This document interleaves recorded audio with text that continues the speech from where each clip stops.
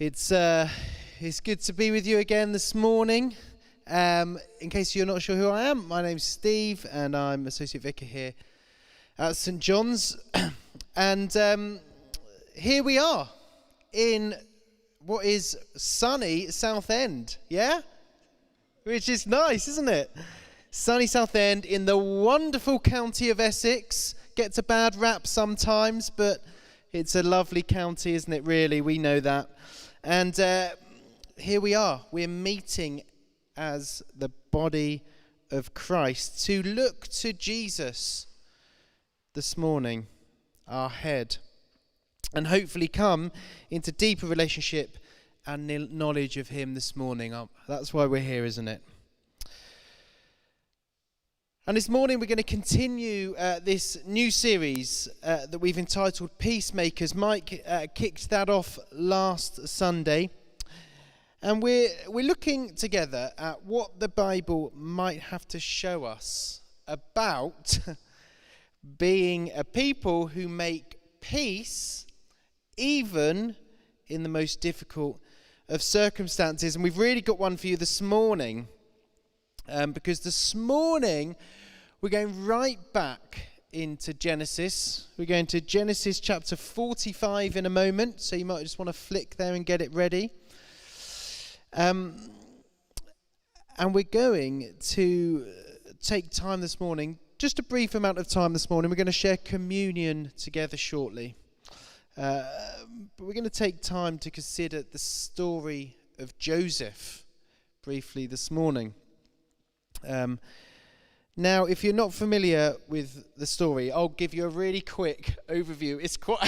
It's a lot of chapters I'm just about to try and cram into about 30 seconds worth of speaking, but just go with it. So Joseph was born in Mesopotamia to his parents, Jacob and Rachel. At the age of 6, he, along with his family, moved and settled in Canaan. Jacob showed extra affection towards Joseph, and his brothers became jealous, particularly after he was presented with this beautifully crafted garment, also known by some as his Technicolor dream coat. I should have got a prop for that, shouldn't I? I should have worn one this morning, a Technicolor dream coat. And then crucially, after Joseph had 2 dreams in which he ruled over his brothers, and they bowed down. So one day when Joseph went out to visit his brothers who were tending to their flocks, and by this time they were rather jealous of Joseph, they attacked him, they threw him into a pit, and then they sold him into slavery to an Arab caravan passing by. Joseph was eventually bought by Potiphar, who was one of the Pharaoh's key ministers in Egypt. After some ups and downs, being appointed head of Potiphar's estate and then ending up in prison, that was quite a fall. He was eventually then lifted up again, our Joseph, and as he was appointed as Pharaoh's right-hand man, after he accurately interpreted Pharaoh's dreams to mean that there were coming 7 years of famine on the horizon. And Joseph was given the task of preparing Egypt for it. The famine did come, and it stretched all the way to the land that Joseph had come from, Canaan, where Jacob and his sons, Joseph's brothers, lived. So Jacob sent his sons to buy grain from Egypt as they battled against this famine for survival. And after a time of negotiation, and after a test set out by Joseph, we arrive at this moment that I'm just about to read at you now, where Joseph reveals his true identity to his brothers. The brothers who had attacked him, who had thrown him into a pit, and who had sold him into slavery. And I believe this is some 20 years later, okay? Not be distressed, and do not be angry with yourselves for selling me here, because it was to save lives that God sent me ahead of you. For 2 years now, there has been famine in the land, and for the next 5 years, there will be no ploughing and reaping. But God sent me ahead of you to preserve for you a remnant on earth and save your lives by a great deliverance. So then, it was not you who sent me here, but God. He made me father to Pharaoh, lord of his entire household and ruler of all Egypt. Now hurry back to my father and say to him, this is what your son Joseph says. God has made me lord of all Egypt. Come down to me. Don't delay. You shall live in the region of Goshen and be near me. You, your children and your grandchildren, your flocks and herds, and all you have, I will provide for you there, because 5 years of famine are still to come. Otherwise you and your households and all who belong to you will become destitute. You will see for yourselves, and so can my brother Benjamin, that it is really I who am speaking to you. Tell my father about all the honor accorded me in Egypt, about everything you have seen, and bring my father down here quickly. Then he threw his arms around his brothers, and he wept. And Benjamin embraced him, weeping. And he kissed all his brothers and wept over them. Afterwards, his brothers talked with him. This is the word of the Lord.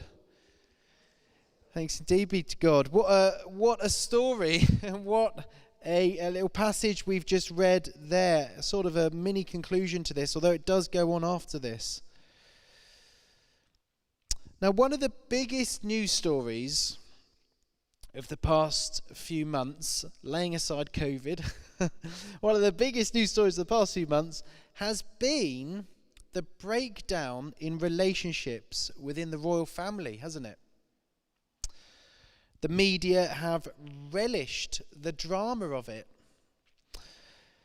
But underneath those headlines and speculative news articles and gossip columns, there is a real family, isn't there? With real relationships and with real hurt and real pain.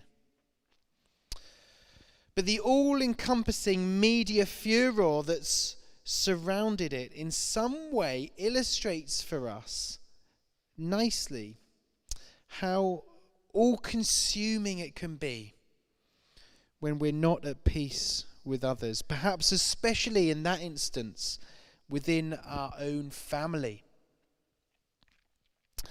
What looks essentially like a family dispute has made more headlines than anything else the royal family has done for a number of years.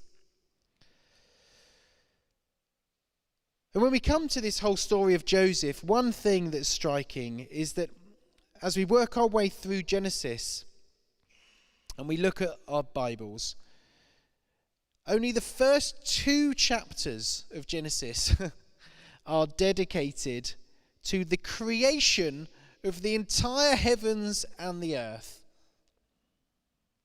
And here we have what is essentially 14 chapters later in Genesis dedicated to a family dispute and the process they went through to find peace with one another again. Isn't that extraordinary to think of it like that?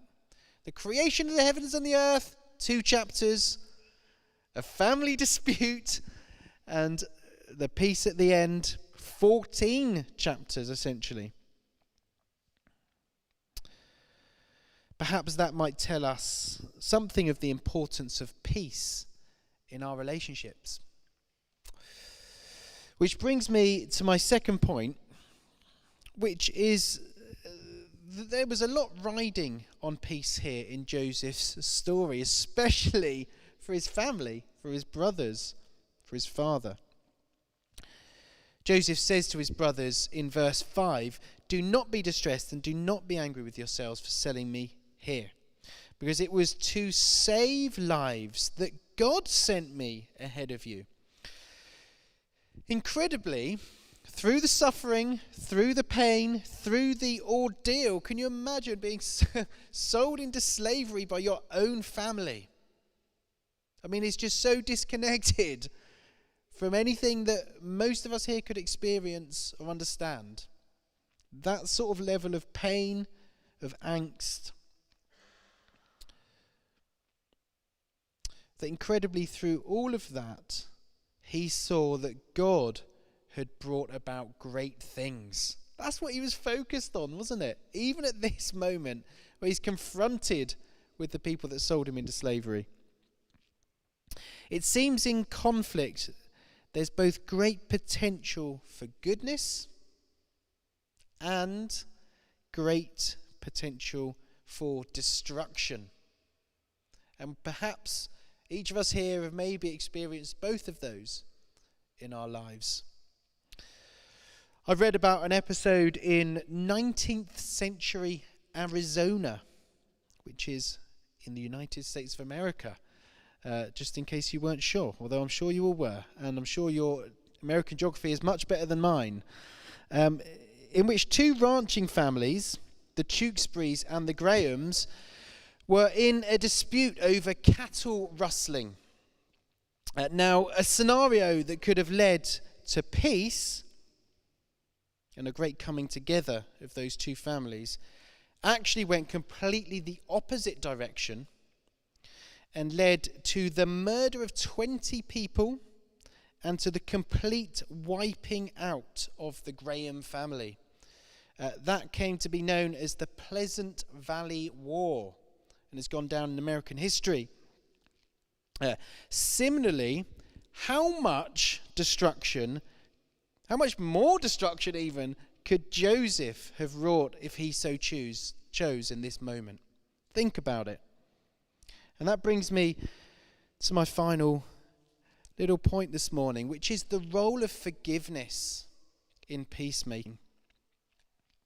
At that moment, as Joseph, he stands there in front of his brothers, the people who had sold him into slavery. He stood there as the second most powerful person in the Egyptian empire, in the whole Egyptian civilization at that moment in time, with all of their resources, their armies, everything at his disposal. He had the ability to bring about total destruction. Total destruction. That was what was at his fingertips if he just said the words. Can you imagine the temptation to take revenge against the people who had exiled you and separated you from your parents, destroying your life and taking everything from you? The people would hurt you so terribly badly. Yet Joseph here chooses a different way.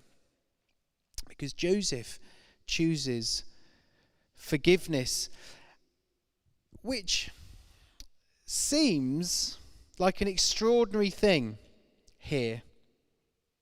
But I think what we find is the reason Joseph is able to forgive in this moment is because he saw this as an opportunity gifted to him by God. It seems to me from the reading this passage that is the one guiding anchor in Joseph's life that actually allowed him to make that choice of forgiveness right there and then. Many people would have just wrought destruction in that moment. And in fact, we have seen that many times throughout history. That through all the pain, all the suffering, all the hurt, he was in a position to save his family. And perhaps it's that sort of outlook that might help us forgive where we need to forgive. That often we look to forgiveness deep inside ourselves as an emotion we need to feel. Well, often if you're seriously wronged by someone, sold into slavery, or even if it's that something else that's not quite as severe. We look within ourselves and we want to feel forgiveness. We want to feel that emotion. Oh yeah, I feel like I can forgive you now. But often if we're looking inside for that type of emotion, goodness me, it might become a long, long time coming, if ever, if we've been seriously wronged. But what Joseph's doing here, if you notice, he's looking outside of himself, isn't he? The reason he chooses forgiveness is because he's got his eyes fixed on the things of God. He sees this as a great opportunity of something that God's working in his life, in his brother's life, in his family's life. Perhaps it might be helpful for us to think about how Joseph was able to forgive in this moment. It might be tempting to see disputes as way below God.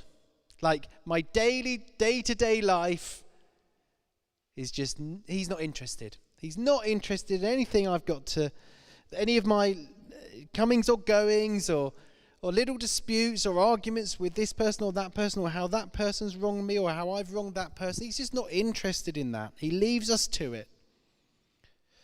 But I think we see here in Joseph that far from that, for this one family, these things are of great interest to him, of great interest to our Lord. The nitty-gritty of human relationships, the hurt, the pain, and the bringing about of peace. And we're able to see those types of opportunity. Are we able to see them when they arise? That's a question for us.